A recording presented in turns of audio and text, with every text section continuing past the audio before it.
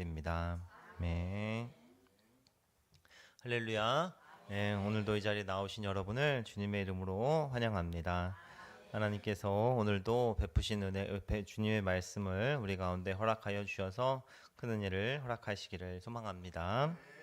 우리가 하나님을 믿고 하나님을 소망하기 때문에 우리가 이 자리에 있습니다. 왜 우리가 이 자리에 있습니까? 하나님을 믿는다는 이유 하나 때문에 우리는 지금 이 자리에 있는 것이죠. 이 저녁 시간에 이 시간 하나님 앞에 이렇게 예배 자리에 말씀을 듣는 자리에 나온다는 것은 그냥 할 일이 없어서 나오는 것도 아니고 정말 우리가 일이 없어서 나오는 것도 아니고 하루의 일을 충성되게 보낸 고단함이 있지만 여러분의 믿음이 우리를 이 자리에 있게 한 줄로 믿습니다. 식사도 못 하시고 나오신 건 아닌가 모르겠어요. 정말 이렇게 주님께서 여러분 우리에게 주신 믿음이 우리를 이 자리에 인도했습니다. 여러분 우리 승호 선생님이 그 앞에서 얘기를 했나 모르겠네. 앞에서 그 말을 찬양할 때 조금 이렇게 발음이 좀 안 좋았지 않았어요? 지금 이빨 치료하고 와서 그래요. 이빨 치료 와서 이빨 치료 하고 와가지고 이빨 깨져가지고 이빨 치료해가지고 지금 이렇게 마취해가지고 입이 잘 움직이지도 않는데 와가지고 이렇게 찬양인도 하는 게 얼마나 귀한 일입니까, 진짜. 예, 그냥 사람의 일로 될 수 있는 것이 아니죠. 사람을 기뻐하기 위해서 한 일이 아니라고 믿습니다. 하나님께서 그 마음에 믿음을 주시고 또 교회를 향한 사랑을 주시고 또 주님 앞에 정말 잘 마음과 몸과 마음을 아버지께 올려드리고자 원하는 마음이 저를 그 자리에 세우셨다는 것들을 믿습니다. 우리 가운데 이런 믿음이 우리가 평소 같으면 할 수 없는 우리의 기본적인 생각으로는 할 수 없는 일들을 할 수 있게 만드는 것입니다. 믿음이라는 것은 진짜 독특한 것 같아요. 믿음은 어떻게 설명해서 될 수 있는 것이 아닙니다. 믿음은 무엇으로만 설명이 가능하냐? 믿음으로만 설명이 가능한 거예요. 믿음이라는 단어, 제가 주일날도 얘기했지만 믿음이라는 단어를 국어사전에서 찾아보면은 어떤 뜻으로 되어 있느냐? 믿는 마음이라고 되어 있단 말이에요. 믿는 마음.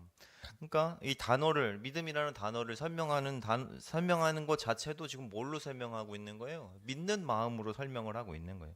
다 믿음이라는 것을 설명하려면 믿음으로 설명을 하고 있는 것이죠. 그래서 하나님께서 우리에게 믿음이라는 것은 이런 것이다라고 한마디로 정의해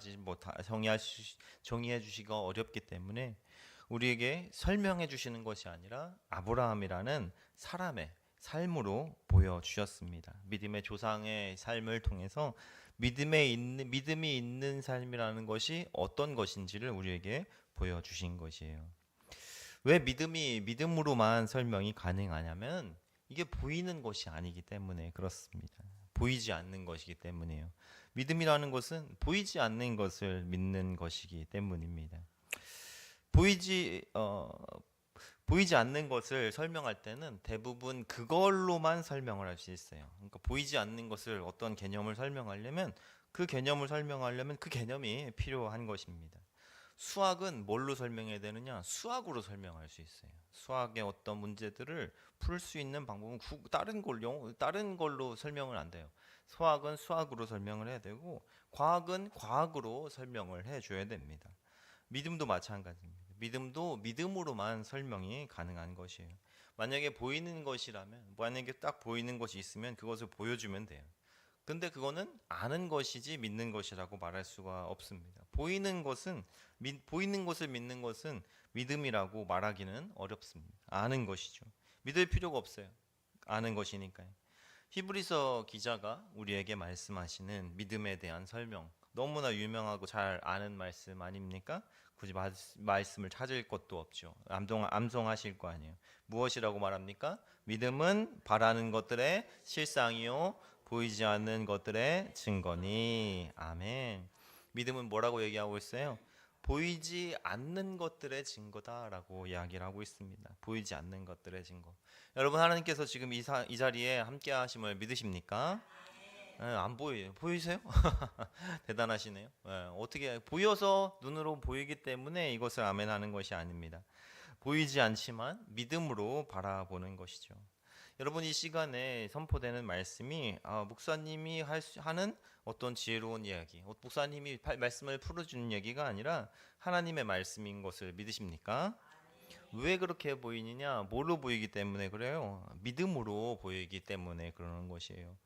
그래서 믿음 없는 사람한테는 이게 설명이 안 되는 것입니다. 믿음 없는 사람들한테는 설명이 안 돼요. 이 자리에 만약에 믿음 없으신 분들이 앉아 있으면 목사님이 말하는 거지 어떻게 하나님 말씀이냐라고 생각을 할 거 아니겠습니까? 만약에 여러분이 가정 가운데 어떤 믿음 없는 사람이 있다고 생각해 보세요. 이제 그러면은 집에 가면은 그분들이 여러분한테 뭐라고 얘기하냐? 예배 잘 보고 왔어? 이렇게 얘기한단 말이에요. 예배 잘 보고 왔어? 목사님 말씀 잘 듣고 왔어? 이런 식으로요. 그러니까 믿음 없는 사람한테는 보이는 것이 전부이기 때문에 보이는 것은 뭐예요? 예배의 순서 그리고 앞에 서 있는 목사의 입을 통해서 나오는 말이란 말이에요. 그러니까 그것을 전부라고 생각을 하는 것이죠. 하지만 우리는 예배를 보러 온 사람이 아니에요. 뭐하러 온 사람이에요? 드리러 온 사람들이잖아요. 왜 드리는 것이냐? 우리 눈에는 뭐가 보이느냐? 받으시는 분이 보이시기 때문이에요. 받으시는 분이. 우리가 믿음으로 받으시는 분을 볼 수 있기 때문에 이 시간은 예배를 하나님께 드릴 수가 있는 것입니다. 앞에서 무언가를 지금 말해서 소리를 만들고 있는 거는 목사인 저지만 여러분은 지금 이 시간에 제가 하는 말을 들으러 온 것이 아니라 하나님의 말씀을 들으러 오신 것 아니겠습니까? 마찬가지예요. 이 시간에 들리는 것으로 판단하는 것이 아니라 이 시간에 이 목소리를 통해서 역사하시는 하나님을 바라볼 수 있는 것입니다. 우리가 또 기도하는 것도 마찬가지예요. 기도는 혼잣말 하는 것이 아니잖아요. 혼잣말 하는 것이 아니에요. 누구에게 하는 것이에요? 하나님께 하는 것이에요. 우리는 하나님 보이지 않지만 그분이 들으신다는 것을 믿음으로 바라보는 것입니다. 여러분 이 자리에서 하는 나의 작은 속삭임 막 크게 부르짖을 수 있지만 때로는 가슴 아파서 아주 작은 소리로 신음할 수밖에 없는 그런 것들도 하늘에 계신 하나님의 귀에 들리고 그것을 나의 삶 가운데 응답하신다는 것을 믿으십니까? 네. 이걸 어떻게 설명하겠어요? 믿음 없는 사람들한테는 설명할 수가 없습니다. 무엇로만 설명이 되느냐? 믿음으로만 설명이 될 수 있는 것이에요. 믿음 없는 사람들한테는 아무리 얘기해도 이해도 되지 않을 뿐더러 그렇게 보이지도 않을 거예요. 우리가 계속해서 우리가 어제도 말씀을 함께 보았지만 말라기 말씀에서 우리에게 요구하시는 것은 무엇이냐? 바로 믿음인 것이죠. 믿음은 아까도 말씀드린 것처럼 믿음으로 설명이 되는 것이에요. 보이는 것으로 되는 것이 아닙니다. 그래서 그 말씀을 그 믿음이 있는 자들, 믿음을 경험한 자들만 알 수 있는 것입니다. 말씀을 읽는다고 믿음이 생기느냐? 그렇지. 그렇게 바로 연결되지도 않아요. 하지만 믿음이 생기면 말씀은 우리의 믿음의 근원이 되기 시작하는 것입니다. 믿음으로 믿음에 나아갈 수 있게 이 말씀이 하기 시작하는 것이죠. 그러니까 결국 우리가 하는 것은 보이는 것을 바라보는 것입니다. 보이지 않는 것을 바라보는 것입니다. 보이지 않는 하나님의 사랑, 보이지 않는 것 같은 하나님의 정의, 그리고 보이지 않는 하나님의 임재를 우리의 믿음으로 바라보는 것이에요. 뭘 근거로요? 그냥 그렇게 우리가 생각하자가 아니라 하나님께서 우리에게 주신 말씀을 근거로 그것을 믿는 것입니다. 하나님의 사랑과 정의가 당장 눈앞에 보이질 않아도 그것이 말씀에 기록되어 있기 때문에 그렇습니다. 하나님의 사랑과 정의가 지금 내 삶에 막 드러나서 내 마음을 막 시원케 하지 않아도 우리는 그것을 믿을 수가 있는 거예요. 말씀에 기록되어 있으니까. 그렇게 믿음은 믿음으로만 설명될 수가 있는 것이에요. 어떤 상황과 환경이 믿음을 설명할 수가 없습니다. 상황과 환경이 믿음을 설명할 수가 없어요.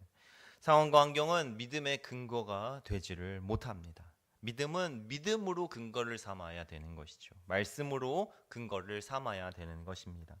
아브라함과 사라가 이삭을 받았을 때 하나님께서 그들에게 이삭을 주셨을 때 그들의 상황과 환경, 눈에 보이는 것은 아무것도 그것들을 받을 만한 근거가 되지를 못했어요.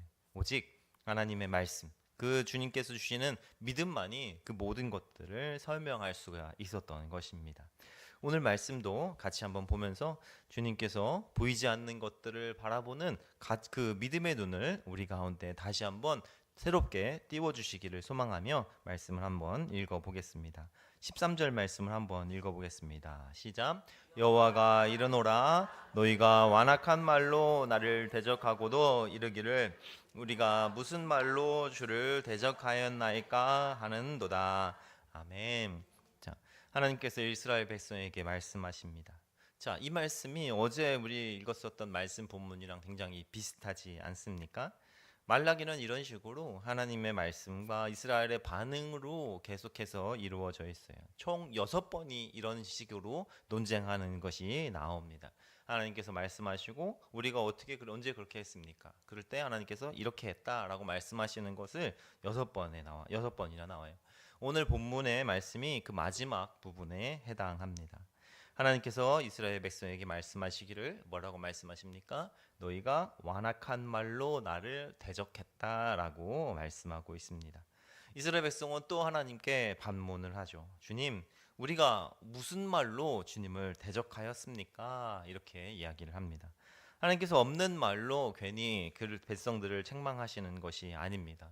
하나님께서 그들의 어떤 말과 생각과 태도를 완악한 말씀이다라고 말씀하셨는지, 하나님을 대적한다고 하셨는지 그 다음 말씀을 통해서 한번 보시죠. 14절 15절 말씀을 한번 읽어보겠습니다.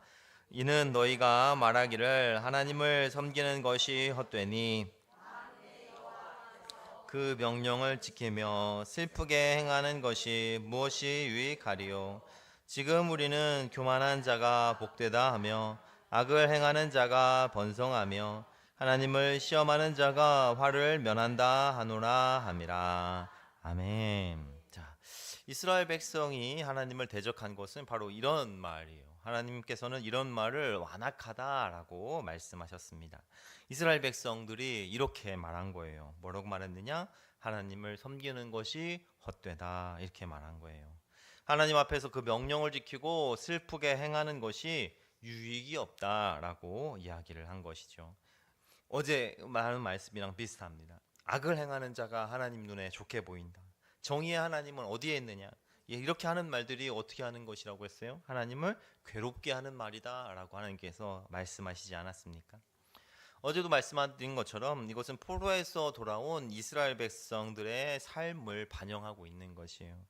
황폐한 고향으로 돌아와서 정말 주님 말씀대로 성전을 건축하고 그곳에서 하나님을 섬기면서 살아가지만 하나님께서 그 자리에서 나타나는 어떤 영광을 그곳에서 보여주시지를 않고 있다는 것이에요.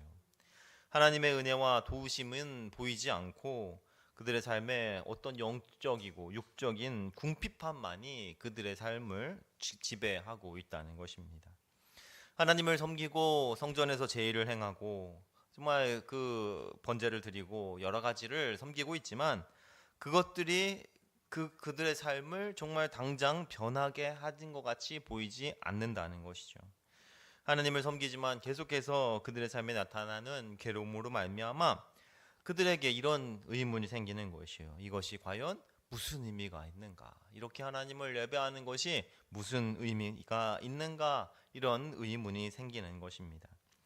상황과 환경을 보면은 이런 말이 나올 수밖에 없는 것이죠. 사실은 상황과 환경을 보면서 이런 행동을 하면 신앙생활을 하다 보면은 이런 말이 나올 수밖에 없습니다. 사실 때로는 굉장히 큰 괴로움이나 슬픔, 정말 내가 감당할 수 없는 어떤 일들이 닥치게 되면은 이런 상황과 환경을 바라볼 수밖에 없는 때가 있어요. 우리가 정말 믿음으로 살려고 보이지 않는 것들을 바라보려고 하려고 해도 때로는 너무 큰 게 내 눈앞에 탁 가로막아서 그것만 보일 수밖에 없는 때가 있습니다. 믿음은 보이지 않는 것을 근거로 하는 것이지만 보이는 상황과 환경이 너무나 클 때 그것을 근거로 삼게 되는 때가 있습니다. 닥쳐오는 삶의 공고함이 우리의 시선을 보이지 않는 것을 향하는 것이 아니라 보이는 것으로 확 끌어내릴 때가 있다는 것이죠. 믿음 생활을 한다고 해도 때로는 막 그런 어떤 어려움이라든지 큰 슬픔 같은 것들을 당하게 되면 이런 신앙생활이 무슨 의미가 있느냐라는 그런 마음이 들 때도 있습니다. 하나님을 섬기는 것이 어떨 때는 막 가치 없어 보이기도 하고, 지금까지 뭐하러 이렇게 열심히 섬겼는가, 이런 마음이 무의미하게 또 느껴질 때도 있죠. 이 정말 주님께서 만약에 이런 마음을 우리 가운데 주셨다면 주님께서 회복시키시고 굳건하게 하시기를 주님의 이름으로 축원합니다. 말씀은 그런 것을 회복하기 위해서 듣는 것이고, 기도는 다시 회복하기 위해서 하는 것이기 때문입니다. 여러분, 만약에 우리가 이 당시에 이스라엘 백성이라면 이 선지자의 말씀을 들으면서 굉장히 마음에 찔림을 받았을 거예요.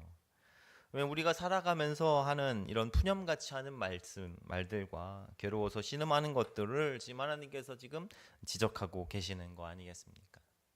하나님도 참 힘들어서 그런 말도 나올 수도 있지, 너무하시네, 이렇게 생각할 수도 있지만, 어떻게 하나님께서 이런 선지자를 통해서 이런 그들의 말을 지적하실 수가 있었겠습니까? 그걸 생각해 봐야 돼요. 왜 그거 그냥 안 넘어가시고 꼭 지적하시냐? 그것이 아니라 어떻게 선지자들을 통해 그들의 말을 지금 지적할 수가 있느냐? 바로 하나님께서 그들의 말을 다 듣고 계셨기 때문인 것이죠. 하나님께서 그들을 외면하시는 것이 아니라 그들의 말을 다 듣고 계셨다는 것입니다. 우리의 신음에 하나님이 응답하시고 기억하심을 기억하시기를 축원합니다. 그리고 말씀을 다시 주시고 믿음으로 다시 돌아가게 하시는 분이 우리의 하나님이시라는 것을 기억하시기를 바랍니다. 그것을 믿는 우리가 해야 될 것은 우리의 믿음을 떨어뜨리는 이런 상황을 보는 것이 아니라 다시금 이렇게 주시는 말씀으로 주님께서 다시 돌이키라고 말씀하시는 부분으로 다시 돌이키는 것인 줄로 믿습니다. 우리 16절 말씀을 한번 계속해서 읽어보겠습니다. 시작. 그때 여호와를 경외하는 자들이 피차에 말하매 여호와께서 그것을 분명히 들으시고 여호와를 경외하는 자와 그 이름을 존중히 여기는 자를 위하여 여호와 앞에 있는 기념책에 기록하셨느니라. 아멘. 아멘. 이 말씀을 기억하시길 바랍니다. 상황을 보지 상황과 환경보다 말씀에 근거한 믿음을 가지시는 은혜가 있기를 간절히 원합니다. 그런 믿음을 가지시기를 하나님께서는 원하시는 것이죠. 하나님께서 우리의 삶을 모르시는 것이 아닙니다. 책망하시려고 들으시는 것이 아니에요. 괴로운 삶의 환경에도 불구하고 여호와 하나님을 경외하는 자들, 그리고 그 상황에서 믿음으로 살기 위해 노력하는 자들의 삶을 보시고 그들의 음성을 하나님께서 들으신다는 것입니다. 그러면서 지금 무엇이라고 말씀하십니까? 여호와께서 그것을 분명히 들으시고 여호와를 경외하는 자와 그 이름을 존중히 여기는 자를 위하여 여호와 앞에 있는 기념책에 기록하신다라고 말씀하고 계십니다. 여러분, 이것은 눈으로 보이는 것이 아니죠. 여러분, 이 말씀에 보여서 아멘하는 것이 아닙니다. 하나님께서 들으신다는 것은 우리 눈에는 보이는 것이 아니에요. 하나님 앞에 있는 기념책 우리 눈앞에 보이지 않습니다. 하지만 어떻게 이 말씀을 듣고 우리가 아멘할 수가 있겠습니까? 믿음으로 이 말씀을 받아들이기 때문인 것이죠. 여러분, 이 말씀이 여러분 앞에 눈에 보이는 상황과 환경을 뛰어넘게 하시는 그런 힘을 주시기를 소망합니다. 내 눈앞에 보이는 이런 괴로운 상황보다 내 믿음과 경외함을 들으시는 하나님의 귀가 더 크게 보이시기를 주님의 이름으로 축원합니다. 또 하나님께서 그들을 위하여 그렇게 주님 앞에 충성되게 경외하며 존중하며 살아가는 자들에게 사들을 기록하는 기념책이, 생명책이 더 크게 보이시는 은혜가 있으시기를 주님의 이름으로 축원합니다. 우리 계속해서 17절, 18절 말씀 한번 읽어보시죠. 시작. 만군의 여호와가 이르노라. 나는 내가 정한 날에 그들을 나의 특별한 소유로 삼을 것이요 또 사람이 자기를 섬기는 자들을 아낌같이 내가 그들을 아끼리니 그때 의가 돌아와서 의인과 악인을 분별하고 하나님을 섬기는 자와 섬기지 아니하는 자를 분별하리라. 아멘. 하나님께서 어제도 말씀하시기를 갑자기 호련히 성전에 임하시는 날이 있을 것이다 라고 선포하셨습니다. 하나님께서 정하신 그 날이 있는 거예요. 근데 그날은 하나님만 아시고 우리는 알지를 못합니다. 가장 뛰어난 하나님의 지혜로 가장 온전하고 바르고 완벽한 때이기 때문에 연약한 우리는 알지를 못하는 것이에요. 우리는 이해를 하지를 못합니다. 애기들이 뭐 맛있는 거 있을 때 딱 바로 먹고 싶어 한단 말이에요. 근데 이제 밤 늦었거나 이제 뭔가를 또 해야 되는 때면은 이따 먹자라고 얘기를 해요. 그러면은 애들은 이해를 못 한단 말이에요. 찡찡댑니다. 먹고 싶은데. 그러니까 우리가 더 지혜로운 자의 시간을 덜 지혜로운 사람들은 이해를 하지를 못하는 거예요. 가장 지혜로운 하나님의 때가 분명히 있습니다. 우리의 눈에 보기에 완전한 때가 온전한 때가 지금 같아 보여도 더 지혜로우신 분의 때를 기다리시기를 축원합니다. 그래서 그날은 우리가 알지 못하는 날에 임하는 거예요. 우리가 알지 못하는 날에 임하기 때문에 갑자기 임하는 것처럼 보이게 됩니다. 근데 그날 그 하나님께서 임하시는 때에 하나님께서 행하시는 일들이 있습니다. 바로 하나님께서 하나님의 백성을 도우시는 것입니다. 하나님께서 그들을 자기를 섬기는 아들을 아낀 같이 아끼신다라고 말씀하고 계시는 것입니다. 그날이 분명히 임한다는 것을 믿으시기를 축원합니다. 하나님의 도우심과 그 능력의 손이 나타나는 그날이 분명히 옵니다. 하나님의 정의와 공의가 실현되는 그날이 믿음으로 우리 눈에 보이기를 바랍니다.